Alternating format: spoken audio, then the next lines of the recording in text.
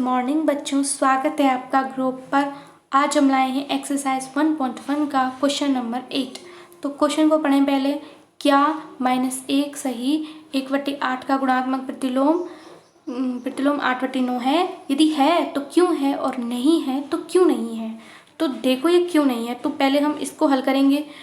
8 एकम 8, 8 और 1 9 हो जाएगा, तो 9 माइनस के 8।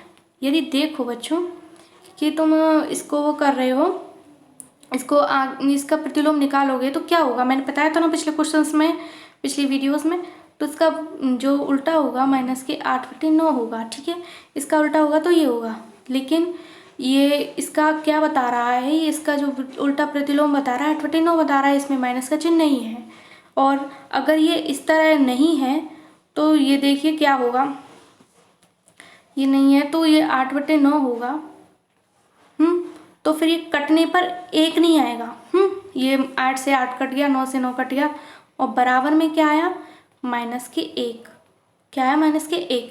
तो -1 है वो क्या नहीं है, 1 के नॉट इक्वल है। यानी कि ये आना क्या चाहिए था 1, और ये आया क्या है -1। तो ये क्या हुआ, क्वेश्चन गलत। तो इससे क्या साबित होता है कि -1 से 1/8 का गुणात्मक प्रतिलोम 8/9 नहीं है। ठीक है बच्चों, समझ में आ गया क्वेश्चन। अब हम नेक्स्ट क्वेश्चन करते हैं। चलो तो इस क्वेश्चन को करते हैं हम। क्या 3 सही 1/3 का गुणात्मक प्रतिलोम 0.3 है, क्यों अथवा क्यों नहीं। यानी कि ये इसका गुणात्मक प्रतिलोम ये 0.3 है तो क्यों है और क्यों नहीं है, नहीं है तो क्यों नहीं है। तो चलो इसको करते हैं हम। तो आप पहले हम इस भिन्न को हल करेंगे। क्या है, 3 सही 1/3, 3 सही 1/3 का क्या होगा 10/3, क्योंकि 3 8 9 और 9 और 1 10, और 10/3 हमारा आ गया है। ठीक है, ये आ गया। तो अब इससे करो आगे।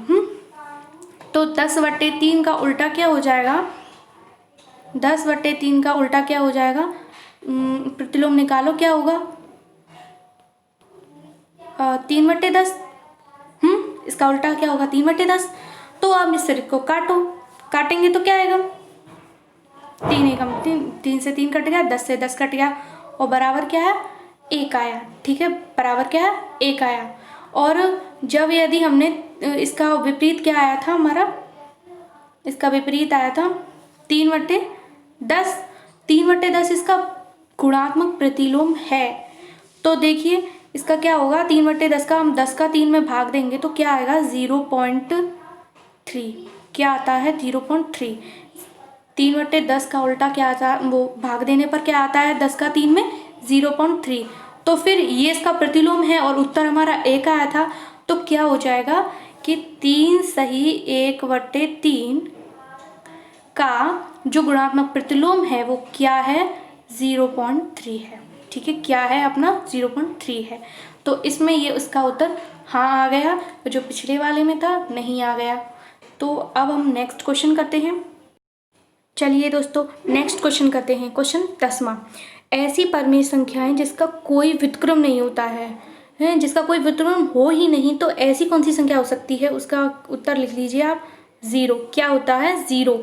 और परिमेय संख्याएं जो अपने व्युत्क्रम के समान होती हैं, ऐसी कौन सी परिमेय संख्याएं हैं जो अपने व्युत्क्रम के ही समान होती हैं, तो वो कौन कौन सी होती हैं, अपनी 2 होती हैं। एक तो -1 और कौन सी होती है 1 होती है।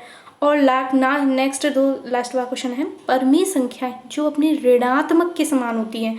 ऐसी कौन सी क्वेश्चन हो सकता है दोस्तों की परिमेय संख्या ऐसी कौन सी हो सकती है जो अपने ऋणात्मक के समान होती हैं, तो वो होती हैं 0। यानी कि उसका क्या नहीं होता है, एक तो कोई व्युत्क्रम नहीं होती, और ऊपर से परिमेय संख्या है जो अपने ऋणात्मक के, यानी कि ये किसके समान होती है, चाहे 0 हो चाहे -0 हो, ये बात एक ही होती है। क्या होती है, बात एक ही होती है।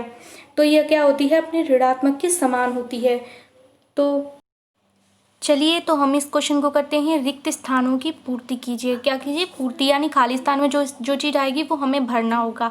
तो क्वेश्चन क्या कह रहा है, शून्य का व्युत्क्रम है। तो शून्य का व्युत्क्रम क्या होता है, शून्य का व्युत्क्रम कुछ भी नहीं होता। मतलब शून्य का व्युत्क्रम जो खाली स्थान में भरना है वो क्या भरना नहीं, यानी शून्य का व्युत्क्रम नहीं होता है। मैंने पहले भी 10वें क्वेश्चन में बता दिया था कि शून्य का व्युत्क्रम नहीं होता है। अब क्वेश्चन दूसरा क्या कह रहा है, संख्याएं खाली स्थान तथा खाली स्थान स्वयं के व्युत्क्रम हैं। तो जो इसमें क्या आ जाएगा, ऐसी कौन सी है जो स्वयं के ही व्युत्क्रम है, तो वो कौन सी है, -1 और 1। क्या होती है, -1 और 1। तो अब आगे करते हैं क्वेश्चन को। वो तीसरा क्वेश्चन, -5 का व्युत्क्रम खाली स्थान है। तो -5 का व्युत्क्रम क्या होता है, -5 का व्युत्क्रम देखिए क्या होगा कि जो 5 होगा हमारा, उसका क्या हो जाएगा, -5 के 1/1 हो जाएगा, और इसका व्युत्क्रम निकालोगे तो क्या हो जाएगा, -1/5। तो ये हमारा व्युत्क्रम हो गया, ठीक है, व्युत्क्रम हो गया अभी हमारा। और नेक्स्ट क्वेश्चन कीजिए कि 1/x का कोष्टक में क्या है, x इज नॉट इक्वल 0, यानी कि x 0 के बराबर नहीं है, का व्युत्क्रम खाली स्थान है। तो इसका जो ये वाला क्वेश्चन है, इसका व्युत्क्रम क्या होगा, इसका व्युत्क्रम होगा x। क्या होगा, x होगा इसका व्युत्क्रम। अब क्वेश्चन क्या कह रहा है, पांचवा, दो परमेय संख्याओं का गुणनफल हमेशा खाली स्थान होता है। तो दो, हमेशा याद रखना कि दो परमेय संख्याओं का गुणनफल हमेशा परमेय संख्या होता है। क्या होता है, परमेय ही संख्या आती है, यानी दो परमेय संख्याएं का गुणनफल किया जाएगा, गुणन किया जाएगा, तो उसका परमेय संख्या ही आएगी, ठीक है। क्या आएगी, परमेय संख्या आएगी, परमेय संख्या आएगी।